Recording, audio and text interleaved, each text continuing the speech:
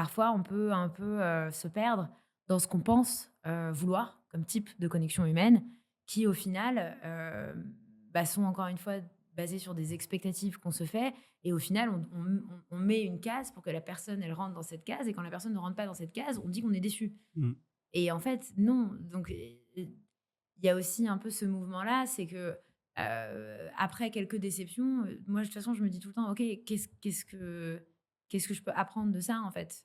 Qu'est-ce qui me revient comme responsabilité dans, cette sensation d'être déconnecté. Pour moi, l'humain, c'est pas une personne type, c'est pas un endroit type.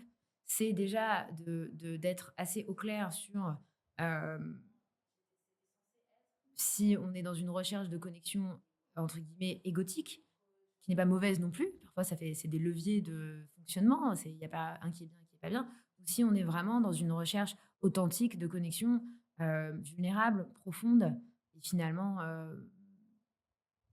diffuse quoi. Enfin qu'on Mmh. on va pas pouvoir dire: «Bah, j'ai envie de ça» et cetera. Par contre, on sait qu'on est en attente.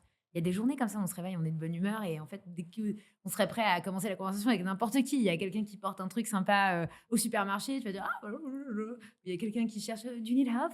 Vous avez besoin de ça?» On le sent, il y a des jours où on est plus comme ça, d'autres où on est plus comme ça et je pense que c'est ça en fait l'alchimie de «l'humain» entre Mmh guillemets. mh.